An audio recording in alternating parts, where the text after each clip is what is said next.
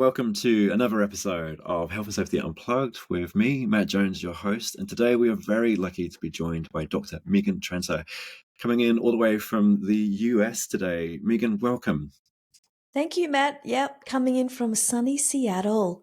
Beautiful, beautiful. Yeah. It's so privileged to have you join us. International guest, which is always really exciting. It's always really good to hear that the weather's good. You're a part of the world as well. And so how is Seattle treating you? Seattle is awesome. I've lived overseas now for more than 20 years and it's been 8.5 in Seattle. Amazing. It's a lovely part of the world. Yeah, whenever I think of Seattle, connotations have to be with the grunge era, right? So it's like the plaid shirts and the ripped denim jeans.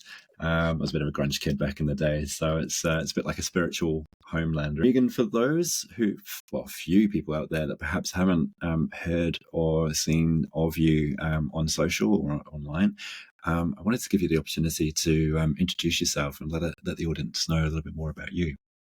Oh, thank you.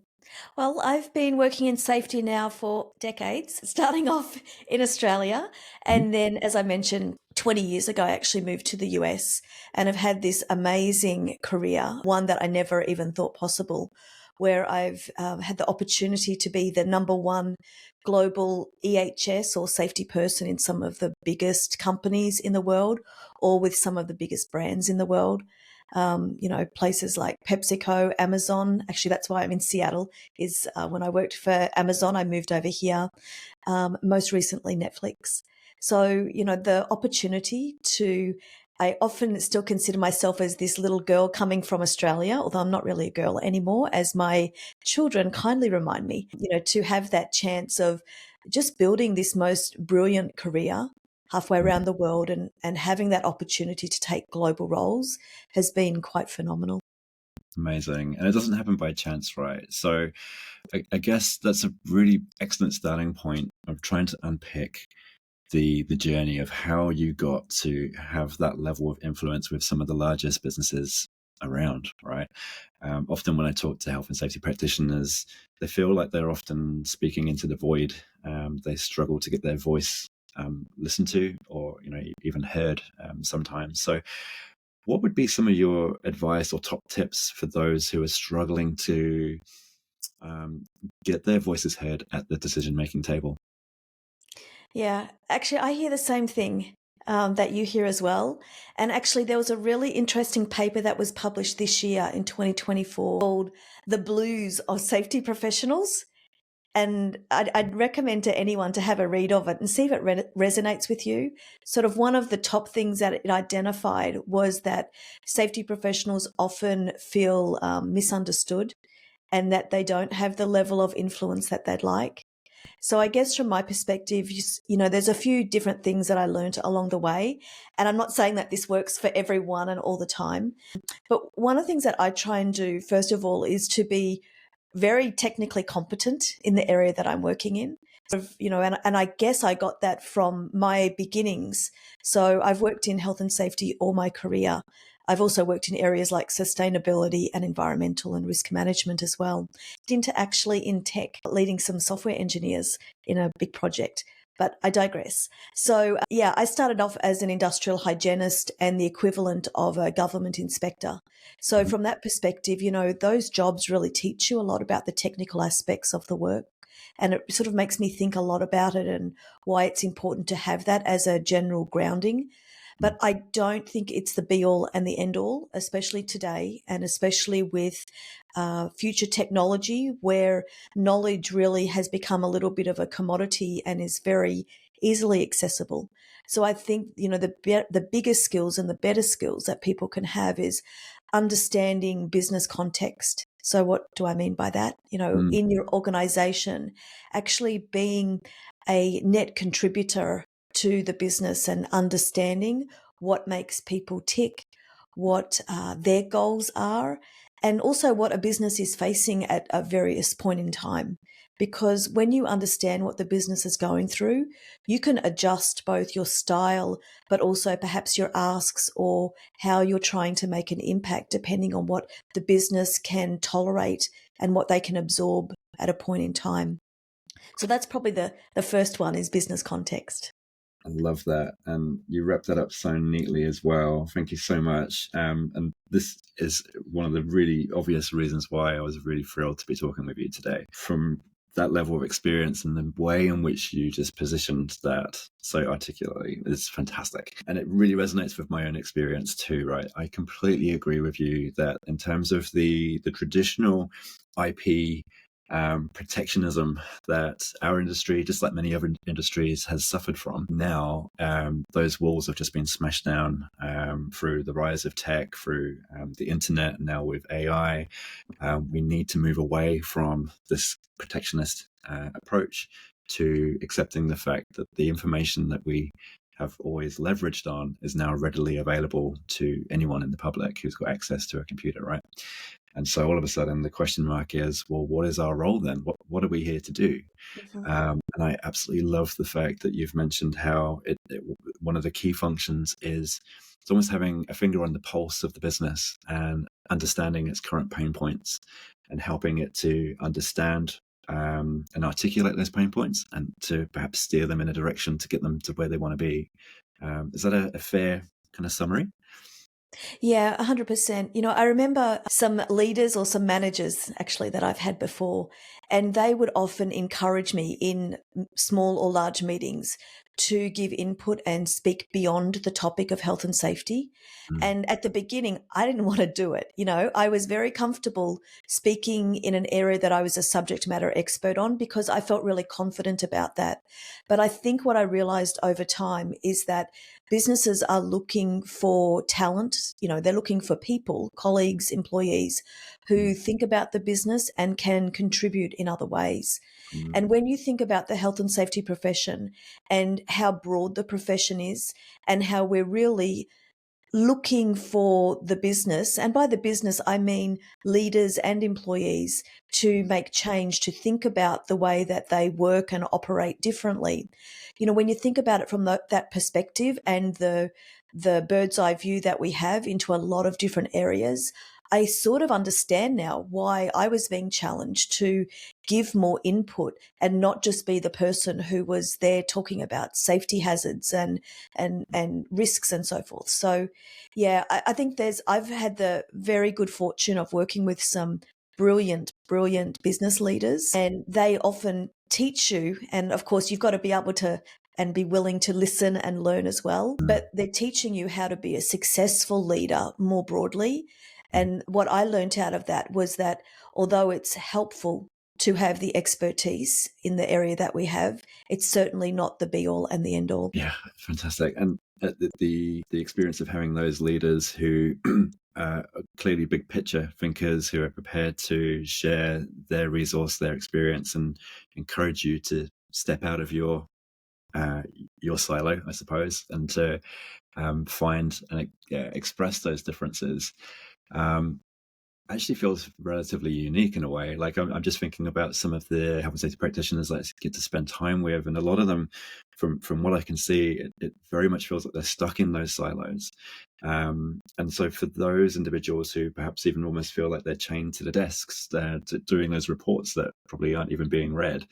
Is there any advice? Is there any tips you could give them in order to help encourage or inspire them to get out of that silo and to look further afield? Yeah, the beauty about health and safety as a profession, and I often talk about it as a noble and beautiful profession, and I truly believe it is. But the beauty of the profession is that the scope and scale of the roles that are available to us is so broad that there are definitely roles that need to be very focused, operationally focused, So being in the weeds for those type of roles, I don't think it's a bad thing. And I actually think it's also what some businesses need, depending on the size of them and their journey and where they're at. And then you get all the way up to these very senior roles, these roles like I've had, which are basically global strategic roles Mm, in companies that have got hundreds of thousands, if not more than 1 million people working for them. And that's a really different role. And I think you get into that discussion a little bit about whether safety professionals should be generalists or specialists. And so I think far be it from me to necessarily say that one is right or one is wrong. But, again, understanding what a business needs, and they may need a certain type of safety professional who rolls their sleeves up and is out there conducting some training and doing inspections. Actually, I'm going to be a bit controversial for a minute because I did hear the other day someone talking about that safety professionals shouldn't be out there doing this work, that they Mm, should be coaching others to do it. mm, And although I don't disagree, the more people who know how to identify hazards, assess risk, control risk, um, the number of leaders who can influence people and engage them to feel the same way that we all do about health and safety, the better, and the world will be better for that. mm, But I still see that in various companies that there is a role where a safety professional is out there very hands-on. mhm, So I do sort of disagree a little bit with some of that sentiment, in the context that I just shared. mm, But there's jobs for everyone. So maybe getting back to your question about the mm, advice. No, no, so, Yeah, yeah. So perhaps the biggest thing is really understanding what the role is that you have or that the person has, and then also matching it up with one's own skills and experience, thinking about your own personality and your own style about what you like to do, and also then linking it together with your own core values and beliefs. And what I've found is that when you can get a lovely match between all three of those areas, then the work that you're doing actually feels like a joy. It feels like a fun thing to do. yeah. And perhaps you won't have the blues as much if that work that you're doing really aligns with that. Yeah, that's epic. That's such a great response. Really value loaded for the listeners as well. So thank you for sharing that. And it leads really neatly, I think, to my next question, which is around the stretch, right? So from your experience, there can only really be a handful of individuals that have had the experiences that you've had from the health and safety realm, right? So being at that very highest level with some of the largest businesses on the planet, um, that must at some stage have felt, at least, as a bit of a stretch in terms of your previous experience, your previous knowledge. How did you manage that? Yeah, you're right. It was all a stretch. For me, fortunately, I'm very curious and also pretty ambitious at that time. So I was looking for opportunities that would stretch me where I could learn more from it. But I think when you go into these more senior leadership roles, you just have to get comfortable with being uncomfortable, getting comfortable in knowing that you don't know it all. And actually, I think it's a mistake to think that you do know it all, and to be incredibly curious, be incredibly humble at the same time. And then really, look around corners, look around and try and connect the dots to figure out what's happening in your organization to be able to add value to them. So, I think about some of my experiences, and probably my biggest career jump it was actually when I was here in the US, and I was hired for a certain job. And then over time, I was given opportunities to work on some projects where we were thinking more broadly about the organizational design. Mhm. And then because of those doors that were opened for me and also the opportunities that I had, it led to a global role, actually the first global role that this company ever had. And I've got to tell you, I didn't know what I was doing. Like, let's Mm, be honest. I think anyone who says or thinks that they know what they're doing, I would like them to put their hand on their heart and say if it really is true or not. mhm, But, for me, it was just always one step in front of the other, and then doing my best and seeking out people who could help. I was very fortunate to have what I call a sponsor along the way, and that helped as well. And a sponsor is different to a mentor. mm, A sponsor is someone who, I don't know the exact definition, to be honest, but from my experience, they open up doors for you, and perhaps they are speaking for you when you're not in a room. Perhaps they're mm, asking others to give you an opportunity, whether it's to lead a project or to do something different. And they're Mm. really that person that you may even not know that they're doing this for you, but Mhm. they're actually there on your side and really sort of pushing you forward. Whereas I Mm. think a mentor is a little bit different. It's more supportive and, asking you to self reflect and then giving their experience and insight on what you can do differently. Mm. But the idea of a sponsor to help build one's career, I think really can't be underestimated. Yeah, fantastic. And for those who may be thinking, well, that's all right for you, but I'm never going to get myself a sponsor. I think it goes back to your points before that, which led to you perhaps being acknowledged and being awarded for your bravery in terms of your openness and curiosity and learning to become comfortable being uncomfortable. Those are all learnt skills from my perspective, and often the rewards come in terms of winning the hearts and minds of people like sponsors, right?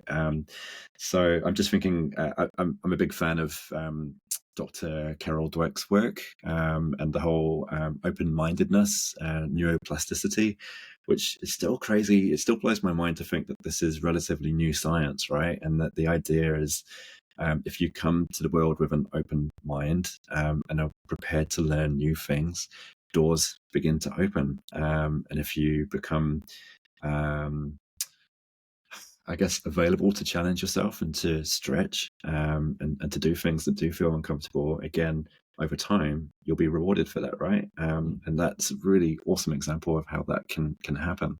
Amazing. So, in terms of your experiences, I'm just thinking about Netflix, right? Because for me, that immediately springs to mind is the filming and the production side of things. There must have been some really interesting high risk activities that you must have helped to navigate. Yeah, one of the things I love about my career is working in all these different industries. Mm. And quite frankly, the studios, in Hollywood and elsewhere, it's just a really cool place. They're just doing, making experiences for people and, making these productions that we all know and love and, make us feel a certain way when we see it on the screen.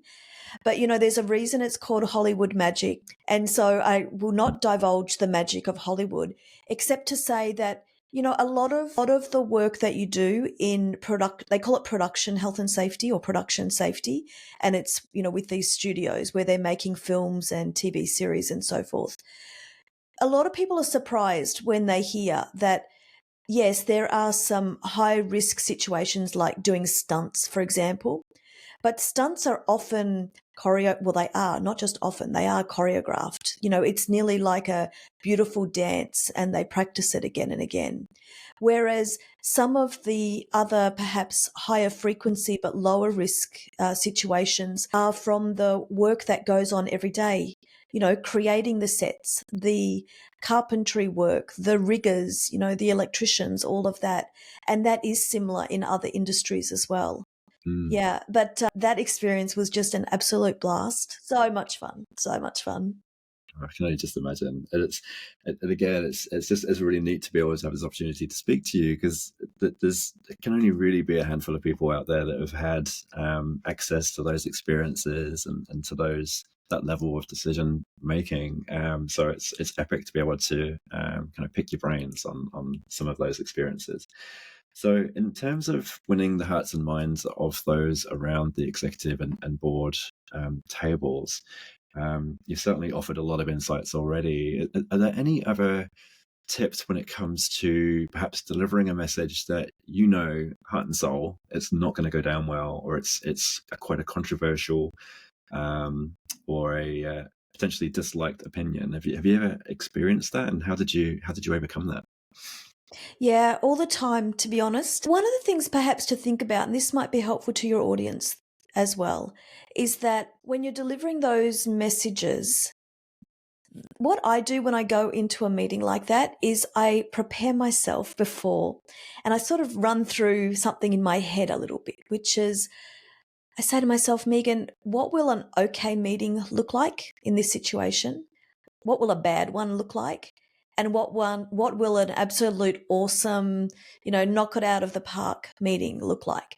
And so by preparing myself for those different scenarios and preparing myself for the type of questions that may be asked or the objections that people may have, and being well prepared, my hope is that the meetings go well. They don't always, but also that's often one's own perspective of whether a meeting goes well. And, Mm. I was remembering a situation recently where I went to a meeting and one of my colleagues was there with me. And at the end of the meeting, I said to the colleague, well, I didn't think that didn't go well. I basically said, that Mm. didn't go well, did it? And the person said to me, it actually did go well. And I said, why? And they said, well, it went well because it was actually getting them to change their point of view a little bit, and it introduced something new to them.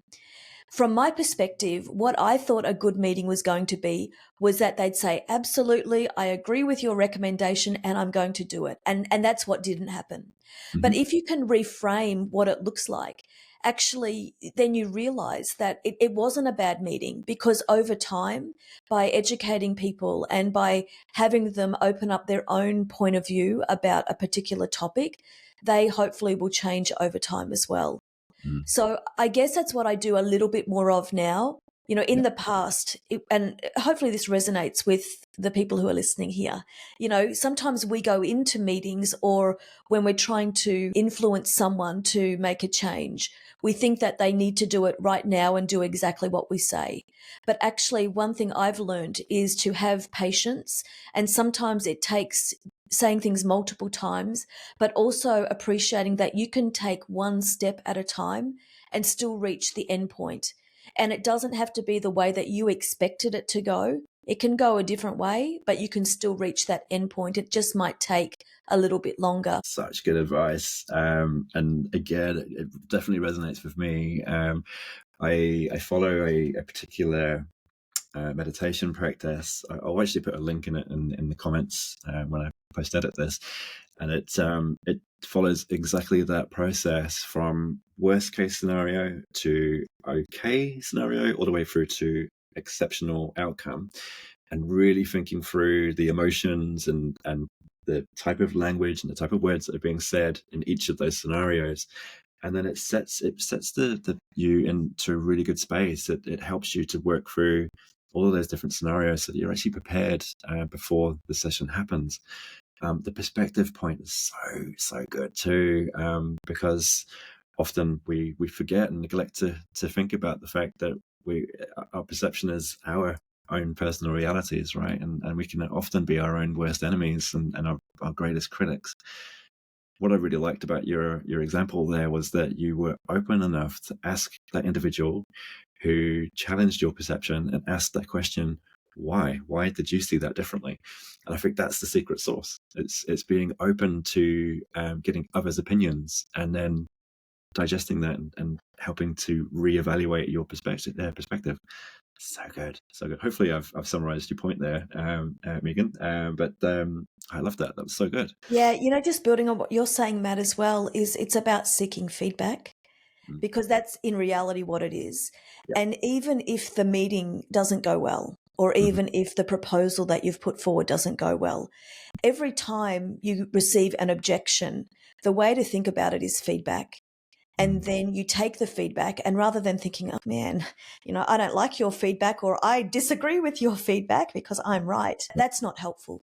It's just not helpful. So if you take it and then you can absorb it and understand what people's objections are, then you can redesign either a proposal or a way forward a different way. Because I think one of the beautiful things, again, about health and safety in particular, is that because we're here to mitigate risk, there are all these different ways of doing it. And I think early in my career, I used to think that there was one way of doing things, or perhaps just a couple of ways of doing it. And what I've realized with quite a bit of experience and, let's say, quite a bit of feedback, is that that's not true either. Yeah. There are different ways of doing things. And when you understand the business context, like we were talking about before, then you actually understand that perhaps maybe a short term fix or a short term solution is needed. And then the longer term might take a year, might take 5 years. I've had companies that I've worked for where we needed to secure significant capital to address hazards that you would consider further up the hierarchy of control, in terms of how you address them. But it's very expensive. And so rather than just saying, well, oh, why can't we do this, or whatever people want to say, you actually can look at this multi-step approach where Yep. you can actually do various things over time. And it's Mhm. fine. It's fine to do that as well. Mm. Yeah. Again, very much in my wheelhouse and my approach too. I'm undertaking, just coming up to concluding one of my largest audits to date. Massive piece of work. Many improvement actions identified. But then it's a case of, well, they can't do everything immediately. They certainly can't afford some of the big stuff that I'm recommending, but at least recording it and having a discussion at the senior level to say, okay, what is possible today? What can be achieved in the medium term? And what is the stuff that is long term? But let's record it, and then we can come back to it and ask the questions over time. Are we still comfortable with this risk profile? Is there more that can be done? If not, we'll just continue to monitor. Or if the risk profile is increasing, maybe we need to do something about this sooner, right? I just love how you're giving us applicable insights. It's really valuable. So thank you so much. I'm just thinking, I mean, in terms of that feedback loop, that's really kind of resonating as well. And it's something, particularly when I see people who have just started with a new company, have just been employed somewhere, they want to be seen to be proactive and to be making a positive impact. But often, I feel are trying to do too much too soon, and perhaps aren't taking the time to get to know the business. Would that be something that you would advise practitioners to do as well, is to perhaps create some breathing room in those early stages? Yeah, first of all, I think you've got to be able to read the room. Mm, When in the context of the example that you were giving, mhm, when you start these new roles, there are different reasons I think that health and safety roles are out there. And mm, some of them are looking for someone to keep the status quo. Perhaps there's a playbook, there's a good management system that already exists, and they're asking you to keep implementing that. And then mm, there's other circumstances where they want you to blow it all up and, rethink it again and redesign the organization and redesign what's being done. And then mhm, I guess there's something halfway in between as well that gives an opportunity for innovation and, challenging things that perhaps could be simplified or changed a certain way. What I tend to do when I start new jobs is try and take a few good months to actually observe and watch and be very upfront with that as well. Some of mhm, the biggest mistakes that I've made in my career have been when I haven't taken the time to do that. When I yep, thought I knew the company, when I thought I knew the people and the business, and made judgments and assessments that probably with hindsight, 2020 vision, would not have done again. mhm, But the biggest thing that I've found is when I have been able to take that space to meet people, to understand where they're coming from, to learn more about the business, and then build a plan out of that, that's been the most successful thing to do. mm, But it is tricky because you come in and you're thinking, oh, well, first of all, you're so excited. You're yeah, so excited to have this new role and new opportunity. It's just amazing. mhm, And then we often think that we have to make an impact right away. And yeah, so perhaps the nugget out of this conversation as well becomes ask the question. So, ask your manager or ask other people what their expectations are. mhm, And, really great leaders will tell you, I want you to spend 3 months just observing, mm, and then maybe they tell you after 1 month, hey, what are you doing? And then you realize, okay, it wasn't quite 3 months after all that I had to do the observing. But mhm, by asking the questions, it also shows that you want to be successful in the role and that you're respectful of mhm. others and that you want to hear and understand what they have to say as well. Yeah, yeah, it's a term I've heard a lot over the years, is the power of asking better quality questions. And Mm. by setting the scene and the tone in those early days of that new role, just the benefits are just so big. So it's just becoming confident enough in yourself to be able to set that scene from the get go. So Yeah. good, so good. Do you know one of the things that I did? And I think it's a good practice actually, but again, everyone can take what they like out of a conversation like this. When I start new roles, I often keep a running document that I share with my manager where I put observations in. So they're often they are my observations. And then out of that, I'm trying to craft strategy or connect the dots and bring pieces of the puzzle together.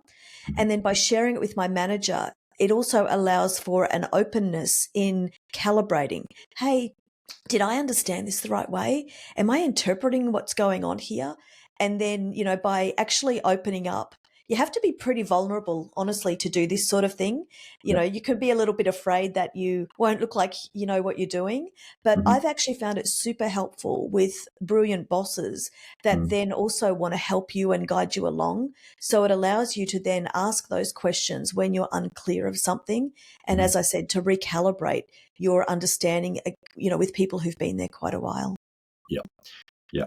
Um, Again, brilliant advice. And I can see it clearly how you have been so successful in winning the hearts and minds of the senior exec and senior leaders, and being able to secure those sponsors, right? Because what you've done by sharing that epic piece of advice is giving us a tangible way to demonstrate the value that the person in that role is actually providing the business from the very get-go.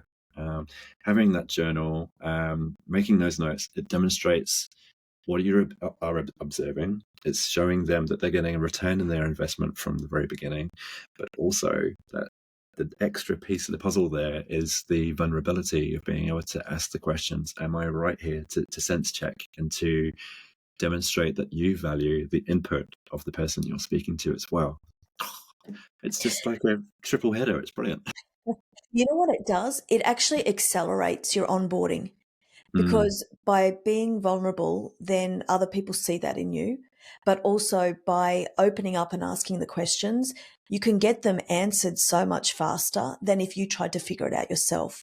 So mhm. perhaps from a selfish point of view, it's not a bad thing to do as well because you can, make your onboarding more successful and understand the business. And I imagine the more people you speak to, with a healthy cross section of the business, when it comes to the process of rolling out change, whether it's a small item, maybe a tweak in the policy, all the way through to a significant overhaul of a well-established process, you've already won half the battle because you've won the support of the people that you are communicating with, or at the very least had some dialogue with them. They have a sense of knowing who you are, and understanding that you're not, and that you've already listened to their opinions. Right? It's not here's this individual that we've never heard of before who's coming in trying to tell us to do our job. Really powerful stuff. So good. Brilliant. Is there, gosh, I mean, you've already shared so many kind of secret sources there. Is there any technique or tip that we haven't mentioned so far that you feel has been one of the key things that's really helped drive your success? Yeah, we have covered a few of them, about Mm. listening well, Mm-hmm. understanding the business context, being humble. I think also, there's this saying that I think parents have heard before, about the days being long, but the years are short. So I think about that a lot because I have these experiences now where I was doing various things and leading various initiatives or collaborating with others to set a strategy.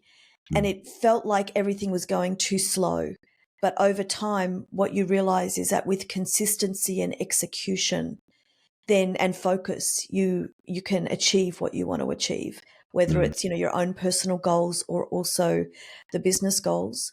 So perhaps the other part here is when we're thinking about things strategically, is to think of it incrementally. And, Mm. and I've worked in businesses where you would set a 3 and a 5 year goal. I've also worked in businesses, quite frankly, where we were setting 6 month goals because Mm. that's as much as we could do in a point in time. So, setting goals and having this longer term vision of what we're trying to achieve, I think is ultimately very important. And it's also what this role does. And then it supports the executives as well. having the narrative and the storytelling around what the company values for Mm, health and safety for them all together as leaders and what they'd like to achieve, helping them to craft that and then to be able to build plans around it helps people see that we're taking one step after the other to try and get there. And it's not all perfect, and the best laid plans don't always work either. mm, There are situations where you may be thinking, oh, we can get this done in 3 years. mm, And, after 2.5 years, the milestones haven't been met and it's just not going well. mm, I remember, again, I often reflect on these really great managers and leaders that I've worked with because I think they are the secret source of what lifts all of us up to become better leaders ourselves. But I mm. remember one in particular, and this person would say to me, Megan, I expect you not to achieve some of these goals because if you achieve them all, then they're not hard enough. And I mean, I was shocked because I had previously come from a place where you got green, you needed to get green all the time. You had to Yeah. hit your goals. Mhm, And this different way of thinking, which was basically if you can get green all the time, if you can hit your goals, they're not hard enough. And mm, so it also led me to this place of probably taking a few more risks and mm, being a lot more comfortable with failure.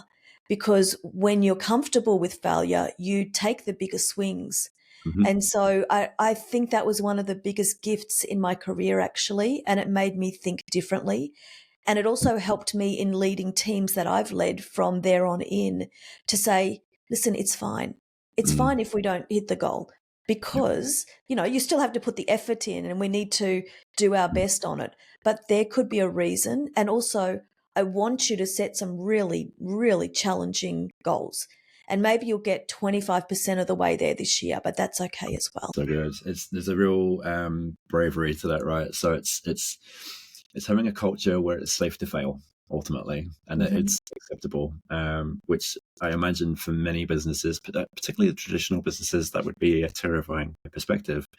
For me personally, it really excites me, and it's certainly something that strikes home for myself as well. Is just having those huge goals and knowing that some of them are not gonna happen, and that's okay. It's really powerful stuff.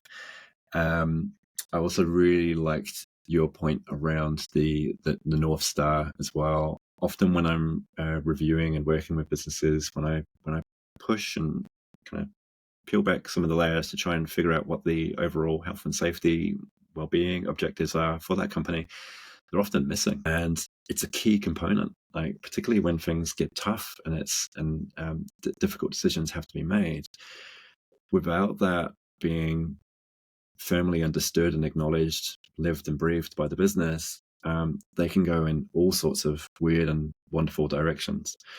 But it's also the same for individuals, right? So you just got me thinking. It's like, as individual health and safety practitioners, whether we are working for a business, whether we're working as contractors or private practitioners, we too also have to have those North Stars of what great looks like for us. And I often feel that we fall into the trap, particularly when we're employed, of feeling that it's purely the responsibility of the business that employs us to take care of our professional development and to upskill and to challenge us to become comfortable being uncomfortable. From my perspective, at least, I think that's a mistake. And I think that we need to be prepared to invest in ourselves as well. Otherwise, we fall into the trap of thinking that it's not our responsibility almost. So I've kind of gone off on a bit of a tangent, but would you agree with that? Well, we also, as fully formed adults, Mm, have agency and control over our life and our career. I've seen a lot of folks, especially in safety, who do exactly what you were saying. mm, And I often wonder why. And I wonder whether, when you're an employee, I guess you're expecting the company to pay for various things. mm, But perhaps, I love following entrepreneurs' journeys. And you see with them a lot, just the investment that they're willing to make in themselves to mhm, get better and learn more and to succeed. And I think it's a way of thinking that perhaps as a safety professional who's employed by a company, maybe you want to think about that a little bit yourself as well, Mm, which is if money wasn't an object, if time wasn't a barrier, then what would you actually do? What would your development plan look like? And the development plan doesn't mean going to a conference or getting another certification. It means getting experiences, trying different things, putting your hand up to lead certain projects, going outside of your normal sphere. Because when you do that, that's when you learn as well. And it links to this topic about experimentation, which is a topic that I am very interested in and love. And it's linked to innovation and experimentation. And, it's this interesting topic because if we were in our chemistry classes, like that we did many, many years ago in school, mhm. that was all about doing experiments, wasn't it? Yeah. And checking hypotheses. Was the null hypothesis correct or not? Yeah. That sort of thing. And yet something seems to have happened that we have become afraid Mm, of doing those experiments because of failure. Yet when we're younger, that's what we're taught to do. mhm, So I'm very curious about this topic in particular at the moment. Certainly for health and safety, I don't think we can experiment with people's lives when we're thinking about how we control hazards, but an overall topic about experimentation. And you mhm, do see this more in the startups and in the tech world. And perhaps that's a lens that I'm now bringing into my way of thinking, which mhm. is that if those industries can do it, how can other industries do it in a way that's also, safe and measured? Mm, yeah, yeah, I really like that. And I think it kind of goes hand in hand with your advice or your experience earlier when you mentioned how you almost journaled or kept a repository of your observations of what you had noticed, and then you sense checked that with um, the business leaders or the team members who are involved in that particular part of the business to get their feedback and to ensure that you were roughly on the right page, and then perhaps using that as your resource to then go to the decision makers to say, hey, I've got this hypothesis based on my observations A, B, and C. You've got all the records there and you know who you've spoken to about this. And then you're being able to demonstrate quantifiably and qualitatively, gosh, here's my science speak, to the senior leaders an idea, and you again more than halfway winning the battle by doing so, and significantly increases chances of actually being able to test that in a small part of the business. And then if it's successful, what a massive win that is. And even if it's not, you've still won because you've learnt some stuff and you've brought some of the key stakeholders along on the journey. So neat. I love that experimentation piece. Certainly, those who are all about the safety two and in that safety two camp, again, this is a big piece of that puzzle, right? Is being able to safely test and experiment stuff.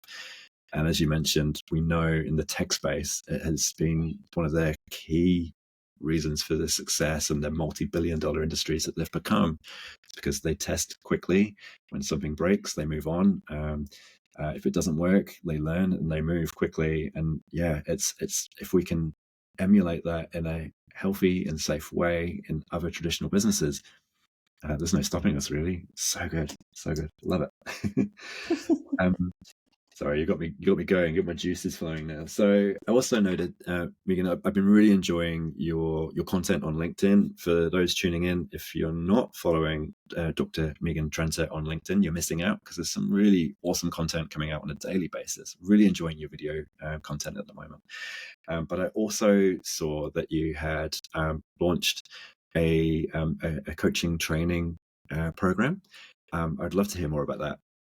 Yeah, well, actually, I've got two offerings. One of them is one-on-one coaching for folks who'd like a Mm, little more individual care and support, let's call it. And, what's interesting with that, I'm having lovely conversations with people and really helping them with their impact and their career and what they'd like to focus on. But the other thing that I think you're talking about is called Design Your Brilliant Future.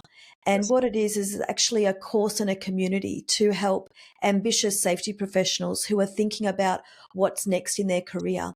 And, it doesn't mean that it has to be, I'm going to get a new job. It could literally be, a thought process and really digging into who you are as a person. As I was mentioning at the beginning of our conversation, I think that one of the ways to get the most joy and happiness out of the work that we do is to have a really nice mix with the work, but also understanding who we are as people. And so what I take people through with that program is actually a journey of self-reflection using the hero's journey framework, and then a framework that I've designed called the phase, where we really ask people to think about what makes you light up. What do you love doing? Who are you as a person? You mentioned my LinkedIn, and I really would love if people would go and have a look. I'm experimenting at the moment with videos. Yeah. And it's really interesting to me because do I like being on a video? Do I like seeing myself on screen? Do I like listening to my voice? Yeah, no, not really. But, what I'm thinking of is what is the value that I can help someone with? How can I help other people by doing it this way? And so I'm really challenging myself there as well. But also, I'm really curious about learning how to make videos. So that's a personal goal that I have. So it's something that I'm trying to link there together.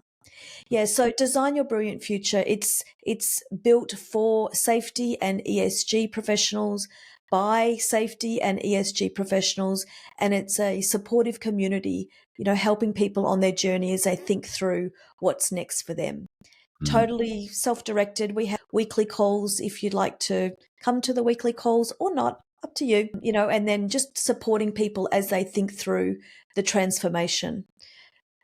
Work is changing a lot. The world is changing a lot. And we probably say that constantly, throughout our lives. But I think this acceleration of the change is something that we really have never seen before. And so it is a very wise choice for each of us to think about, what do I like doing? What is a good match to my skills, experience, my personality, and my core values? And then how can I find a role or build a role, and a career that really lights me up and that I can do for many, many years to come. Mm. Yeah, that's so cool. It reminds me, the guy's name has just dropped out of my mind. I know his first name's Stephen. Stephen Cohen? No, that's not right. He's actually an ex-athlete, and he's all about the state of flow, and how to get into that state of flow and what the sweet spot there is. And if you can mix your passion with what you work in, what generates your income, plus what inspires or interests you. If you can find that sweet spot, then you'll inevitably hit that flow state, and you'll be able to work a whole day, and it will feel like it's just half an hour. I love that, and it yeah, again, really resonates with me too. And I totally agree. The world, the only thing that's not changing is what was I going to say? No, it's just this change, right? It's changed, and the pace of which is just increasing daily. Tapping into our skill sets and what makes us tick is one of the key things that will enable us to become resilient to that change, right? Mm. So I love that. I love the fact that you've developed the one-on-one and the group coaching settings, because I think investing in resources like that is just invaluable for those who really want to make a big impact, and to have the careers that they dream of. So I'm really thrilled that you've done it. It sounds like it's been a really big success. Certainly recommend people go and check it out. And also follow you on LinkedIn and elsewhere. It's been really awesome watching your journey over the last 12 months or so since I became aware of you. Yeah, this has been a great chat. Thank you.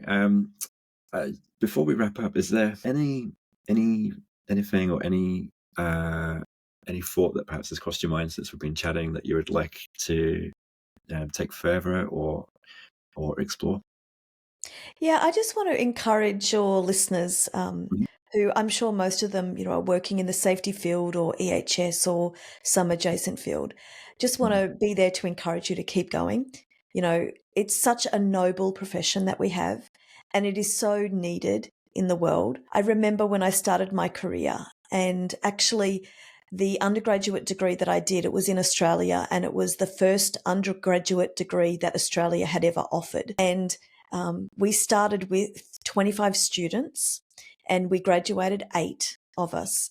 And then I remember saying to the lecturer or the program coordinator, like, what is my job called and what am I going to be doing? And he's like, I don't know, we're probably going to call you a safety professional. And, we don't know. And Mhm. I think back to all those years ago and how different the safety profession was then Mm. and how now, and especially after COVID, and especially with more conversations about things like psychosocial Mhm. risk, that the profession has so much to offer. And I would just encourage everyone to stay ahead of topics. You know, Mm. don't go back into this old way of thinking that maybe was people thought about safety 20, 30, 40 years ago, but Mhm. keep moving forward to keep modernizing it so that people do appreciate the value that it has. And what that means is, certainly understand that compliance is the baseline of what Mm. we do. But I don't think the conversations need to be about that. The Mm. conversations need to be so much richer and broader about the contribution that each of us make and how we're making both people's lives better. We're making the world better, but we're also, helping businesses with business continuity, mitigating their risk, so many other things that we're doing that we've got to be able to articulate well and come together to do that. Oh, thank you so much. Context, context, context, really, isn't it? It's like we bring value to the table, but if so long as we know the pulse of that organization, we will inevitably win a number of the improvements that we're trying to get over the line. It might not happen straight away, and Mhm. recognizing that it might not happen straight away, but knowing that we are making impact and helping steer the business in the right direction. Dr. Megan Tranter, thank you so much for your time today. It's been invaluable. Every minute you've spoken, I've felt like there's been 2 or 3 really golden nugget items of information to take away. So thank you so much for your time. It's my pleasure. Thank you for having me.